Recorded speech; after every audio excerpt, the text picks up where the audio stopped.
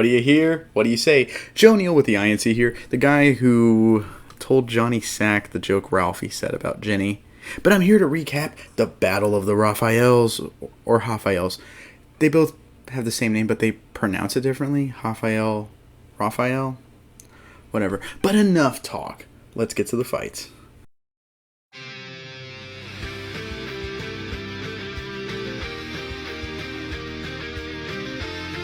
So, the main event of the evening was a lightweight battle in honestly a pretty interesting matchup. Rafael Dos Anjos and Rafael Fiziev. And Fiziev is like this monster Muay Thai master, if you guys don't know. And RDA's a legend at lightweight, I personally feel.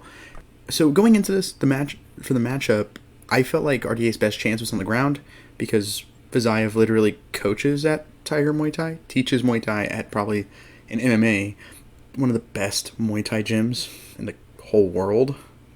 So, yeah, maybe you get him to the ground. But Fiziev had a 95% takedown defense. So, it's kind of like with Izzy, where, like, everyone knew just take him down, you know? This guy's kind of hard to keep down, or even take down. You know, no one's really, like, laid and preyed on him or even tried to. That's why he's been so successful.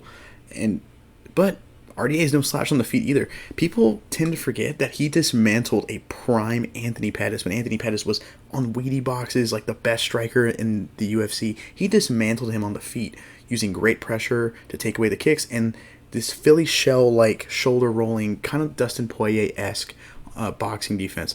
So out the gate, both guys are striking it up, and Fiziev is just a better man.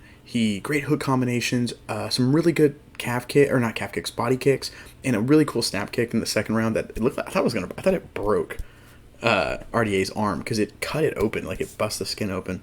And RDA's trying to get takedowns going, like he tried to get like one or two in the first two rounds going, and they just weren't going off. Fiziev showing off that signature takedown defense, and honestly, for the first two rounds, it was a treat to watch because Fiziev's striking is just gorgeous. Like I remember like the first fight I saw of him was Mark Jacasey, and I saw that, you know, the infamous like Muay Thai slip, the head kick, and I was like, whoa, hold on, this guy might be the real deal. I want to keep watching him.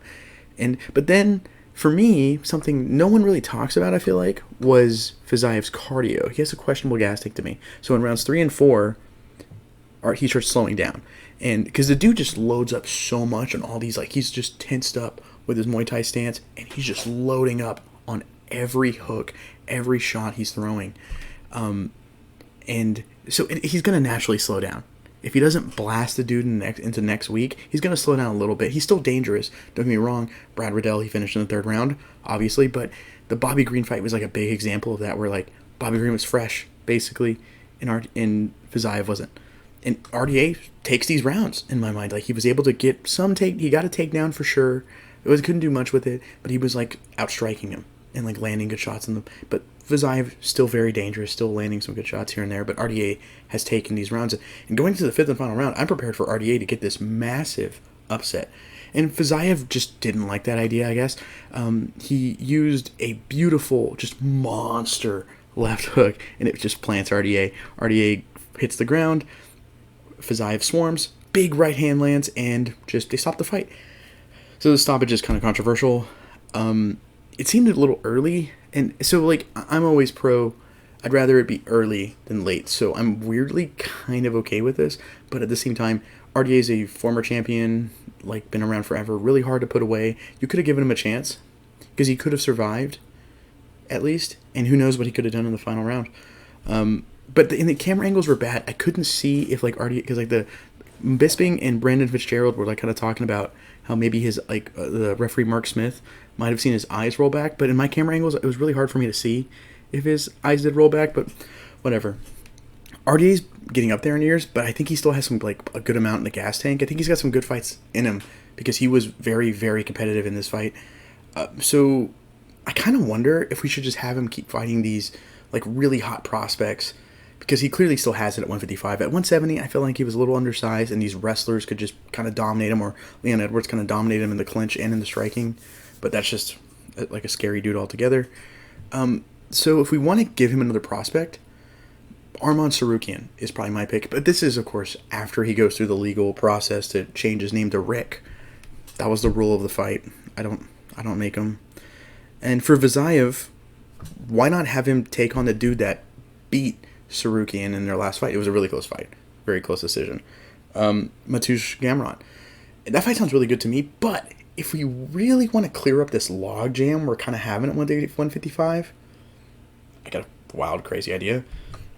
Why not Justin Gaethje? Fiziev, Gaethje. You can have it headline a fight night, or that's a great co-main in my mind too, for a pay-per-view.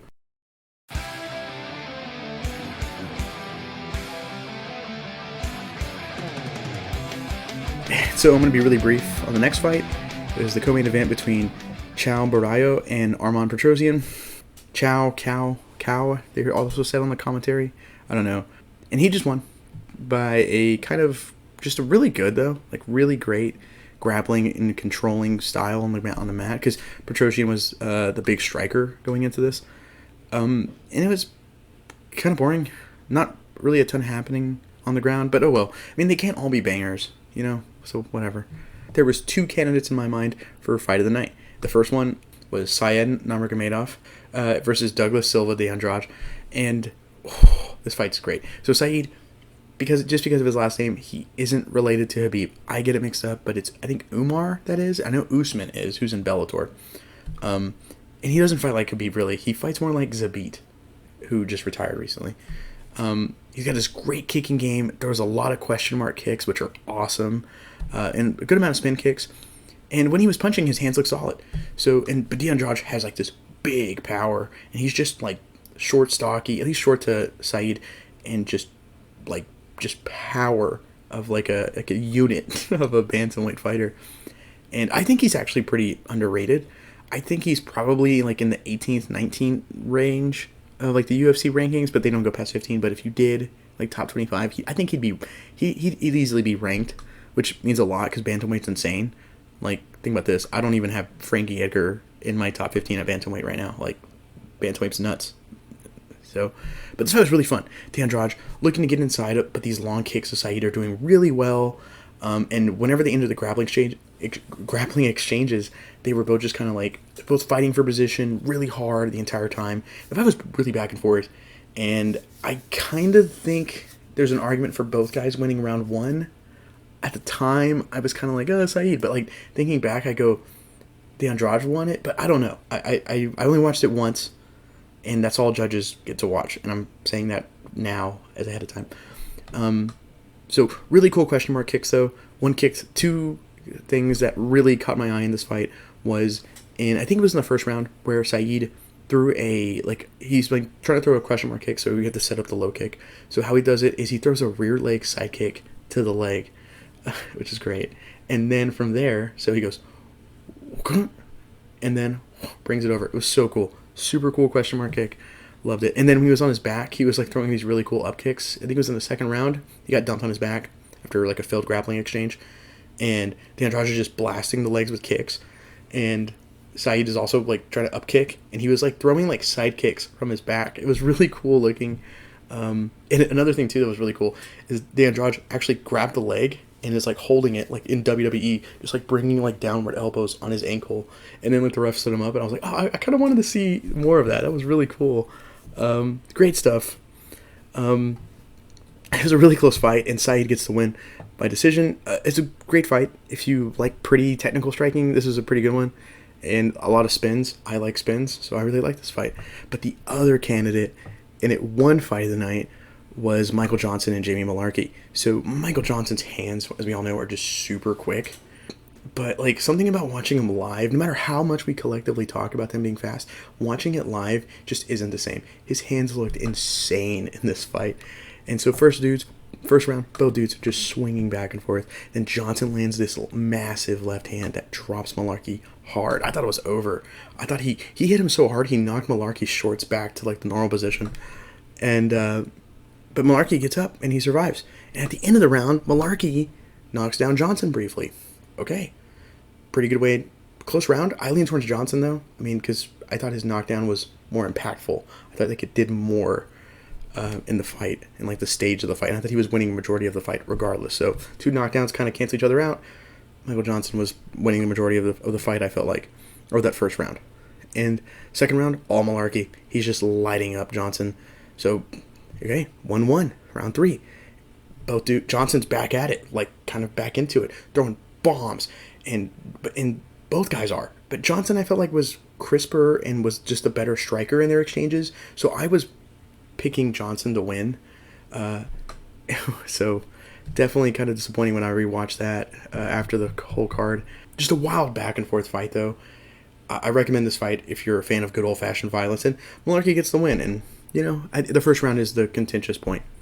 But that's it for me, guys. Next week, I will be here to cover the aftermath of Ortega Rodriguez. And be sure to check out the main channel as well, because we're always posting amazing content as well on there, as well as my retro review series where I cover past events and I try to be very charismatic. And if you have a request, of course, for the retro review series, be sure to donate to our Patreon, and we'll see what we can do. And I'll definitely look to cover it. But that's it for me. This is Joe with the INC. Thank you for watching.